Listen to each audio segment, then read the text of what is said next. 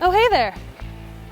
Welcome to the 2021 Ontario Apple Growers Virtual Summer Tour. Although we couldn't be together this year, we're taking full advantage of our virtual platform and traveling far and wide across the province. In this video series, we will be learning from researchers and growers regarding their thinning practices. Ontario is a diverse province full of different soil types, climates, and varying production styles. Growers will review their production practices and share their knowledge of what works for them on their operations. That being said, come aboard the OAG virtual bus, sit back, relax, and enjoy the ride. Oh, I forgot. Most of you don't know who I am, and my parents always said, never get in a vehicle with a stranger, which makes perfect sense. My colleague is Christy Greg McGuffin, also known as the chauffeur. I'm Erica DeBrouwer, the tree fruit specialist with OMAFRA, also known as the backseat driver. We can get to know each other on the way. Hop on in.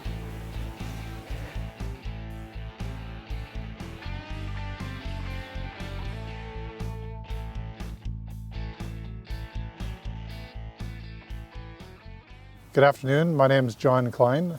I am a professor of pomology at the University of Guelph, and we're at the Simcoe Research Station today to look at some of our experiments on thinning. Thinning is a very topical issue with fruit growers because it affects the bottom line so much.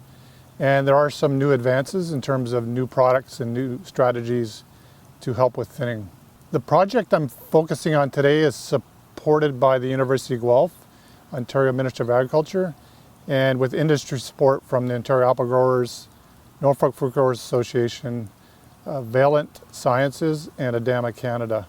And some of our team members are Kelly Cicerin from the Apple Growers, Erica DeBrouwer from OMAFRA, John Mullenhouse from OMAFRA. I have a PhD student, Leticia Reese, working on the project, as well as two technicians, Kathy Baker and Mandy Benoff. And so all of us are working on this 3-year project that was started last year. And really we have 3 focuses. Chemical thinning is one of them, different timings of thinning, new products, as well as hedging studies to look at the influence of hedging as well as profitability. Before I get into the specifics of the projects we're working on, I wanted to review some basic facts about thinning. And really, to begin with, you have to start at the end of the growing season, the harvest period. In order to know how much to thin, you really need to know the market that you're producing for. So if you're producing for a market that requires a very large apple, you want fewer fruit on the tree. But if you're producing for a smaller apple size in the, say, the 125s to the, or smaller apples, you might want to leave more fruit on the tree. So it's going to vary for each grower in terms of the number of fruit they want to leave on the tree, and therefore your strategy and your approach may differ. The other important point I want to make is anytime you thin, you're going to lose yield. That is, by yield I mean the total weight of fruit on the tree. Ideally, you want to optimize the number of fruits with the yield to optimize economic returns. So really, when you think about thinning, you have to consider the profitability. What crop load or number of fruit per tree generates the greatest income. One other very important matter to consider, and all apple growers know about this, and that's the biennial nature of the tree and its desire or natural affinity to produce fruit every other year. So since we want to have an annual crop, we want to make sure that we're thinning to a level that allows the tree to initiate flowers this year for next year. So we never want to reduce return bloom or negatively impact flower initiation. So those are some of the very basics. Having said that, they're not easy to accomplish. But we have more strategies today than we had 10 years ago. One of the objectives of the research project we're studying is to evaluate 2 new compounds for their efficacy for thinning. And the reason being that there's always concern about carbaryl as well as having other thinning compounds available to growers. So the first compound I want to mention is something called 1-ACC. This is being produced by Valent Biosciences under the product name Acid. It is being launched in the very near future in the United States. And this compound is very unique in terms of its mode of action. It's an ethylene producing compound. It is involved in the production of ethylene in the fruit, which is a molecule or a hormone that is related to fruit abscission or fruit drop. And the other unique thing about this compound is the company claims it can be applied as late as 20 to 25 millimeters, much longer or later than the current compounds available like 6-benzyladenine, NAA, and carbaryl. So what our focus is to look at this compound at timings and different rates on Gala and Ambrosia. And as well, we're looking at any negative effects on leaf phytotoxicity. So sometimes when you use these compounds at higher rates, they may cause leaf foliage, but I'm glad to report there's really been nothing significant that we've found to date. We've been working with it for about 4 or 5 years. Each year the focus has a little bit been different in terms of what our studies have looked at. I guess a quick summary of what we've found so far is that the results have been rather variable. For example, in one year we had no effect on Honeycrisp, and in another year we had over-thinning in Gala at similar rates. So we need to fine-tune these rates, understand why there's a variability, and also we need to look at the timing of application and verify whether it works at up into 25 millimeter fruit size, because that's really an important timing. If you have a bad season, you can't get those thinners on earlier, you have an opportunity maybe for a rescue thin application. So our study this year is focused on the application of 1 ACC at 2 concentrations, 2 or 400 parts per million, applied twice. First application at petal fall, around 5 to 6 millimeter. So right after petals are falling, you want to get in there and apply the product. And the goal is to go in early for thinning to optimize the benefits of thinning and return bloom. Second application was applied 18 to 20 millimeter just last week. We're starting to see the effects of these compounds. The trees behind me here have been treated with your standard grower control of about 1,000 parts per million of carbaryl plus 750 milligrams or ppm of 6-benzyladenine, followed by a 20 millimeter application of ACC at 400 parts per million. And we're already seeing the effects of this. On the ground, we see a lot of fruit that have dropped just over the past week. And even on the tree, we see a lot of fruit with yellow stems. And if I were to knock these are coming off. And beside us, we have an untreated control, and there's much fewer fruits on the ground. And so we know the effects are working. We have to quantify these later in the season by doing fruit counts, yield measurements, and fruit size. But it's looking very good. We have to, also fine-tune what rates are working best in terms of this overall optimizing the crop load in the thinning approach.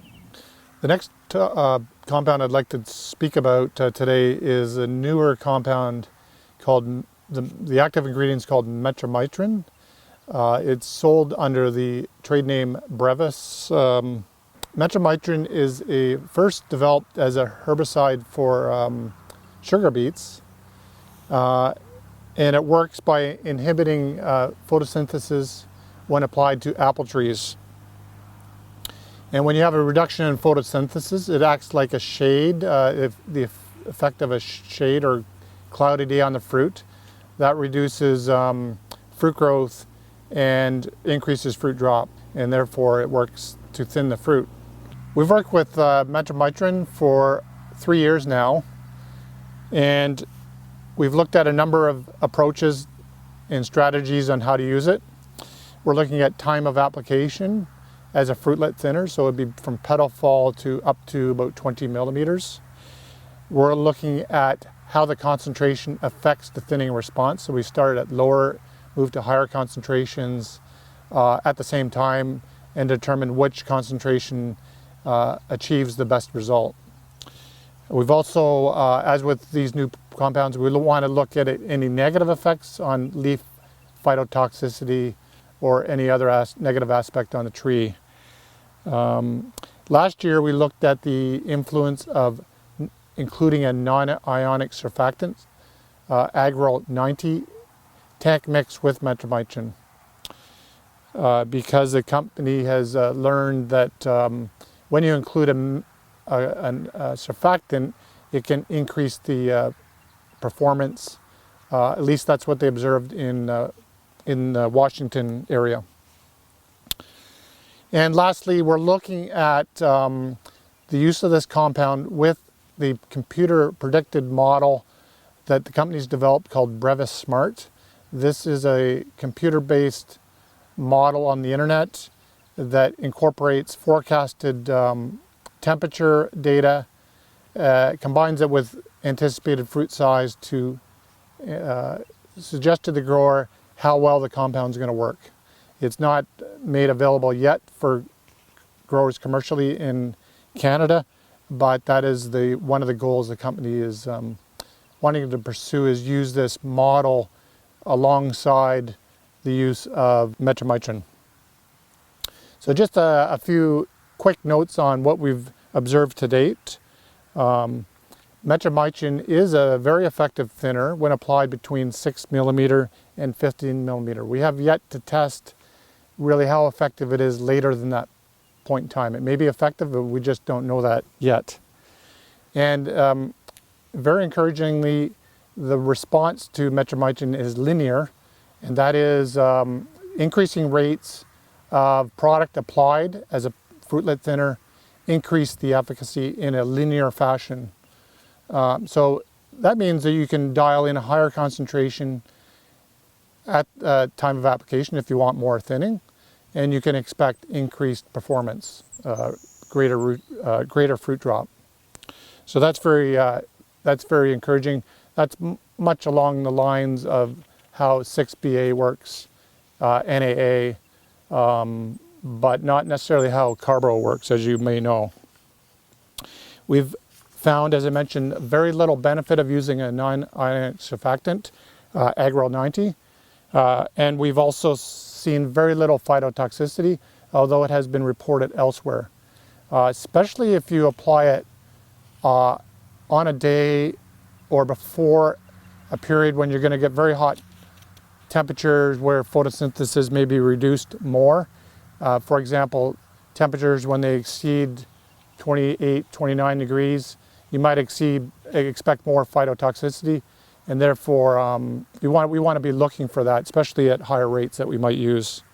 DAMA Canada is pursuing registration of Brevis, or metromycin as the active, in Canada as well as elsewhere. It actually has been registered in, I believe, in South America, some of the countries in South America. They're pursuing registration in Canada, hoping to get that in the next few years. And our efforts for the growers will help ADAMA this product registered for you. One of the strategies in precision thinning is to use multiple approaches. And now I want to talk about blossom thinning. So there's been a resurgence in research on blossom thinners. They've been tested and evaluated for many years, but we're re-looking at these and trying to use them in combination with fruitlet thinners. So we're standing in a block of Brookfield Gala. These were planted in 2017. They've definitely reached the top of the top wire, and they're just starting to fill in their space. So they're not quite mature, but they're very close to it. We would have liked this canopy to be filled in a little bit more. And in this block, we're testing lime sulfur and ammonium thiosulfate, also abbreviated as ATS. And we applied this at blossom time, and then some of the treatments we've followed up with a fruitlet thinner. So I'm standing in front of some trees that were treated just with the lime sulfur plus oil. And we do see definitely some thinning response here. Probably not quite enough. There's still some clusters that are double. Fruit are still dropping. You can see some differentiation in size and some yellow pedicels. So the drop has not been completed, but I think it's safe to say compared to the controls, we do have some reduction in fruit number on the tree. That will be determined in more detail once we do fruit counts later on. In terms of response last year was we ran the trial and it was a particularly bad year because we had frost damage. And in the end, it didn't, the trees didn't really need thinning at all, but we still ran the study. And what we found was that when we compare ATS, ammonium thiosulfate, and lime sulfur, we had much better effect with the lime sulfur and oil as opposed to the ATS, which was 2% without oil. So if we were going to repeat that study, we might want to increase the amount of ATS to see if it was a rate effect. I'm not familiar whether oil is added with ATS commonly, but in any event, the lime sulfur was definitely more effective, whereas the 2% ATS didn't even reduce fruit set at all. When we compared the blossom sprays and compared them with the fruitlet sprays combined, we found that the two were additive. So we got additional thinning when we added a fruitlet spray of carbaryl and 6-BA on top of the blossom spray. The one interesting thing, and I think cautionary note I would like to make, is that in the lime sulfur plus the oil treatment, we saw a marked reduction in fruit number, but we did not see that increase in fruit size that we were really hoping and expecting to see. So we do know that lime sulfur, in some instances, it can reduce photosynthesis, and that temporary reduction in photosynthesis may have had some effect on fruit size at harvest time. But that was quite worrying because you would anticipate the fruit size on a tree with fewer fruit, the fruit size should be larger and compensate in some way for that reduction in number. So that is a cautionary observation we've made, and we'll continue to look at that this year and next.